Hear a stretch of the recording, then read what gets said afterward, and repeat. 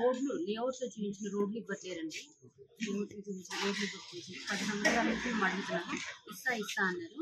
ఇక్కడ cricket ground start చేశారు. మా రోడ్డు మాకు ఇవ్వండి సార్, మాకు ఇచ్చి మీరు ఏమైనా చేసుకోండి అని మేము అన్నాం. చాలా రిక్వెస్ట్ చేసి జరిగింది. ఇంత చేసినా వాళ్ళు రోడ్డు మొత్తం టోటల్ గా క్లోజ్ చేసి గోడలు కట్టడం జరిగిందండి. మేము పోలీస్ స్టేషన్కి కంప్లైంట్ ఇచ్చినాము, కమిషనర్ని కలిసినాము, వార్డు కార్పొరేటర్ని కలిసినాము, అందరిని కలిసినాం, ఎమ్మెల్యే గారిని కలిసినాం. ఇక్కడ మా సమస్యకు పరిష్కారం దొరకలేదు. అందుగురించి మేము హైదరాబాద్కి వెళ్ళాల్సి వచ్చింది. హైదరాబాద్ మా సమస్యకు పరిష్కారం చూపించింది. ఈరోజు మా సమస్య పరిష్కారం అయిందని నమ్ముతున్నాము. పొద్దున కూడా ఇదే విధంగా ఇప్పుడైతే క్లియర్ చేసారు కదా, రేపటి కూడా ఎలాంటి సమస్య లేకుండా మాకు శాశ్వతమైన రోడ్లు వచ్చే విధంగా చేయాలని అనుకుంటున్నాను.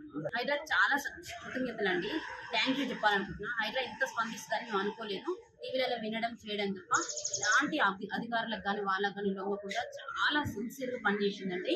మేము చూసిన వాళ్ళ మీద ఎంత ప్రెషర్ ఉందని వాళ్ళు వచ్చిన దగ్గర నుంచి చాలా ఫోన్లు మాట్లాడారు. అయినా కూడా ఎక్కడ వాళ్ళు తగ్గకుండా చాలా బాగా పనిచేసారు.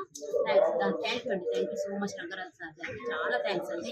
ఇన్స్పెక్టర్ గారు కూడా వచ్చి చాలా బాగా స్పందించారండి. తిరుమల గారు. రేపు మా ఫ్యామిలీస్ కానీ మాకు కానీ ఏ సమస్య రాకూడదండి. మేము చేసినందుకు, మీరు ముందుండి మా రోడ్ల కోసం మీరు పోరాడినందుకు మాకు ఏం జరిగినా వాళ్ళది అండి పూర్తి బాధ్యత.